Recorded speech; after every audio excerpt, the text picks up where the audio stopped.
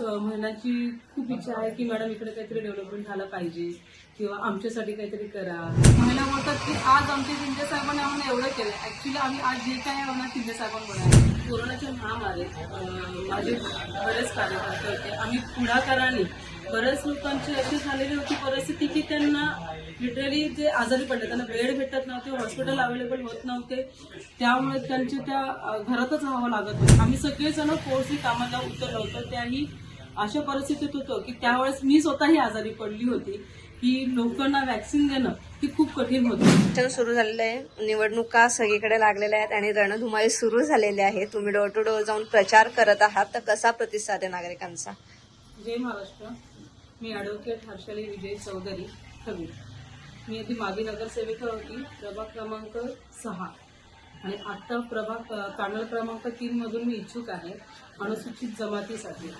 एक महिला म्हणून मी जमातीमधून मी इच्छुक आहे आणि आता हा जो इलेक्शनचा पिरियड चालू आहे यात खूप चांगला प्रतिसाद मला भेटतो आहे. महिलांची खूप इच्छा आहे की मॅडम इकडे काहीतरी डेव्हलपमेंट झालं पाहिजे किंवा आमच्यासाठी काहीतरी करा. त्यासाठी खूप चांगला प्रतिसाद मला देतात आहे. सर्वजण खूप छान प्रतिसाद देतात आहे. डोर टू डोर आमचे चालू आहे. माझे कार्यकर्ते आहेत, सर्वजण खूप मोठ्या संख्येने आहेत माझ्या पाठीमागे. सगळ्यांचाच खूप विश्वास आहे. वडीलधारी माणसं आहेत, त्यांचाही चांगला प्रतिसाद आहे. आम्ही एक पॅनलमध्ये काय झालं, आता नवीन आम्हाला जॉईन झालेले आहेत.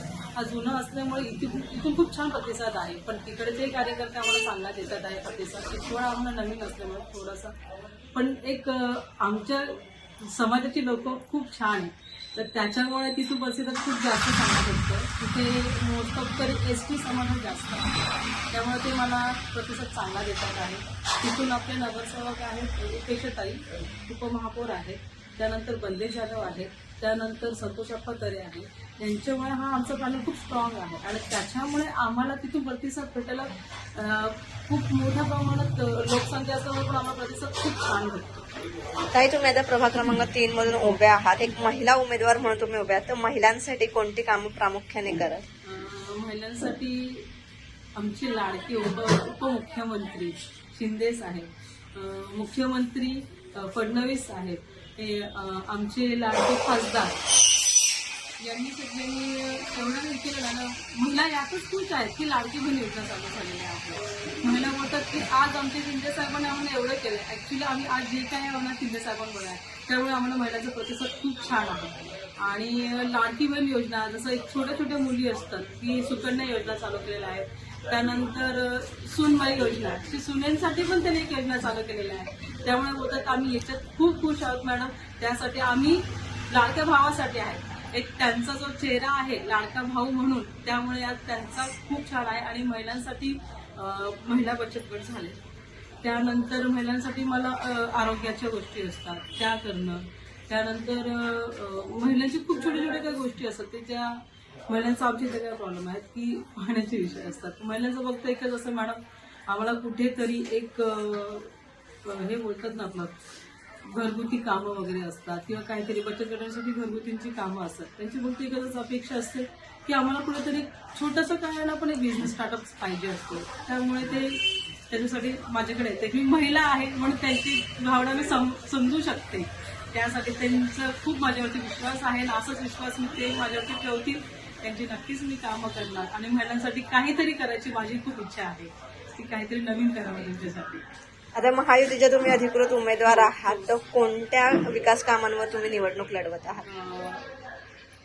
माझं आता जे आहेत, आम्ही मोस्ट सगळी कामं आहेत विकासासाठी. मला एवढाच आहे की जे मोठे मोठे प्रोजेक्ट असतात, कनेक्टिव्हिटीचे रोड्स, तर कनेक्टिव्हिटी ते जसं कल्याण डेव्हलप आहे, शाळा डेव्हलप आहे, देन टिटवाळा पण डेव्हलप आहे.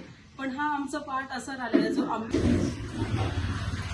कोरोनाच्या महामारीत माझे बरेच कार्यकर्ते होते. आम्ही पुढाकाराने बऱ्याच लोकांची अशी झालेली होती परिस्थिती की त्यांना लिटरली जे आजारी पडले त्यांना बेड भेटत नव्हते, हॉस्पिटल अवेलेबल होत नव्हते, त्यामुळे त्यांचे त्या घरातच राहावं लागत होतं. तर आम्ही त्यांना कुठेतरी बेड अवेलेबल करून देण्यासाठी माझे कार्यकर्ते, माझे नगरसेवक होते दुर्योधन पाटील साहेब, ते आम्ही सगळेजण फोर्सली कामाला उतरलो होतो. त्याही अशा परिस्थितीत होतं की त्यावेळेस मी स्वतःही आजारी पडली होती की लोकांना वॅक्सिन देणं ही खूप कठीण होतं, की त्या वॅक्सिन उपलब्ध करून देणं आणि त्या लोकांपर्यंत पोहोचणं. या वॅक्सिनच्या काळात काय होतं, वॅक्सिन घेऊन पण लोक आजारी पडत होते, पण आम्ही त्यांच्यासाठी उभं होतो. त्यांना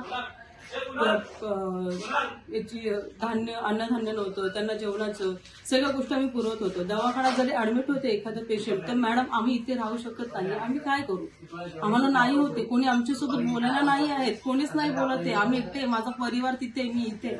मी त्यांना सांगायची मी आहे ना, मी कंटिन्यू त्यांच्याशी कॉन्टॅक्ट करत होते, रात्रभर आमचे त्यांच्याशी बोलणं व्हायचं. मी आहे, मी करते तुमच्यासाठी आहे, मी तुमची फॅमिली बघते आहे, मी तुमच्यासाठी करते आहे, तुम्ही टेन्शन घेऊ नका, तुम्ही घाबरू नका. जर तुम्ही घाबरलात तर दुसरं काही परिणाम नसायला, म्हणून मी त्याची काळजी घेत होती. पर्सनली माझंही त्यांच्याशी बोलणं चालू होतं, माझे कार्यकर्ते जेवढे होते तेही त्यांचं चालू होतं. आणि बाकीचे जे लसीकरण वगैरे आपण होतं ते इथे आपण बऱ्याच ठिकाणी केलं होतं. जे फूड्स अवेलेबल करायचे, जसे केडीएमसी आम्हाला देत होती, इव्हन आम्ही आमचे करत होतो. केडीएमसी मधून येत होते, तेही काही ठिकाणी जात होते, काही ठिकाणी जात नव्हते, प्रत्येक ठिकाणी कोणी देऊ शकत नव्हते, पण मग आम्ही आमच्या याच्यातून करत होतो. कार्यकर्ते प्रत्येकाच्या घरोघरी जाऊन करत होते, किट वगैरे वाटत होते की तुम्हाला काही कमी पडेल त्याची काळजी आम्ही घेऊ. एवढ्या याच्यात आम्ही त्या कोरोनाच्या काळात मदत केलेली आहे. त्याच्यानंतर असंही आम्ही कोणत्या सुखदुःखात उपलब्ध असतो.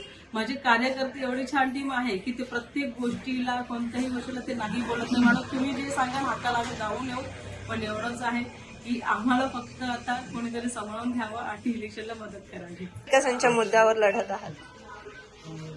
माझं फक्त एवढंच एम आहे की कनेक्टिव्हिटी कुठे ना कुठेतरी झाली पाहिजे. जेव्हा शहराची डेव्हलपमेंट होते तेव्हा कुठेतरी विकास होतो, आणि विकासासाठी माझा एवढाच भर राहील की जे रोड्स आहेत, रोडची लोकसंख्या खूप मोठ्या प्रमाणात वाढलेली आहे. आज टिटवाळा डेव्हलप आहे, शाळा डेव्हलप आहे, पण आमचा हा जो मधला पार्ट आहे तो अनडेव्हलपमेंट वाटतो. गावखेड्यासारखंच आम्हाला इथे म्हणजे विचारलं जातं की विचारात घेतलं जात नाही की बाबा कुठेतरी डेव्हलपमेंट झालं पाहिजे. आता तुम्ही बघाल की स्टेशन बाजूला आहे, पण आम्हाला कनेक्टिव्हिटी खूप छोटी आहे. देन आता बडोदा हायवे आलेला आहे, तिथून आरोबी पाहिजे आम्हाला. आज नानकर जसं भिवंडी साईड आणि ह्या साईडला एक छोटासा होता, पण तो ब्रिज तुटल्या गेल्यामुळे आज तिथे आम्हाला तो आरोबी करायचा आहे. देन इथे रेल्वे मुळण्या साईडला पण झाला एक आरोबी करायचा आहे मला. ती एक माझी अपेक्षा आहे की लवकरात लवकर महानगरपालिकेकडे मी एवढंच बोलते की आरोबीची सोय करायची आहे मला. देन पाण्याचा खूप मोठा गंभीर प्रश्न आहे इथे. आमचे लाडके आमदार साहेबांनी एक सभेमध्ये घेतला होता प्रश्न की आत्ता लोकसंख्या वाढते आहे, त्याच्यासाठी एक आम्हाला डॅमची गरज आहे. इतकं मोठा परिसर झालेला आहे की आम्हाला पाणी खूप कमी प्रमाणात भेटतं. काही काही ठिकाणी तर 2-2 तास किंवा 5-5, 6-6 दिवसही जात नाहीये पाणी. त्यामुळे पाण्याचं एक डॅमची गरज आहे आता. त्याच्यानंतर असा विषय आहे की महिलांचे विषय असतात की मॅडम आम्हाला कुठल्या कुठल्या गरजा असतात, त्या गरजा पूर्ण होत नाही आहेत. पुरुषांचे आता इथे सिमेंट फॅक्टरी, जसं ही एनआरसी कंपाऊंड आहे ती बंद झालेली आहे, त्या तिथे आता अदानी साहेबांनी घेतलेलं आहे. अदानीचं प्रोजेक्ट चालू आहे, पण तिथे आता ते सिमेंट फॅक्टरीचं ओपन करतात.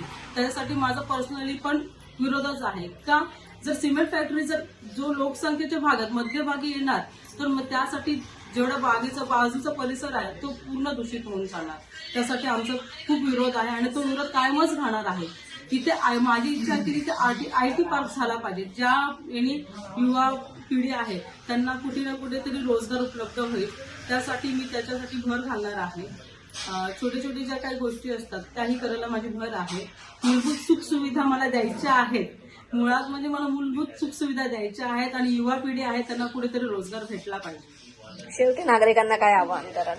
नागरिकांना एवढंच आवाहन कराल की आता येत्या 15 तारखेला निवडणूक आहे, त्यासाठी एक एज्युकेटेड पर्सन आणि एज्युकेशनच्या याच्याने आणि महिलांना पण मी स्पेसिफिकली सांगेल की बाबा येत्या 15 तारखेला महिलांनी आवर्जून एक महिलेसाठी कुठेतरी स्टँड घ्या. एक महिलेचं दुःख समजून घेऊ शकते, त्यासाठी इलेक्शनला कुठेतरी विचार करा. आपला हा पॅनल स्ट्रॉंग आला पाहिजे आणि चांगल्या मताने निवडून आला पाहिजे, त्यासाठी वोटिंग करा. बस एवढंच बोलते.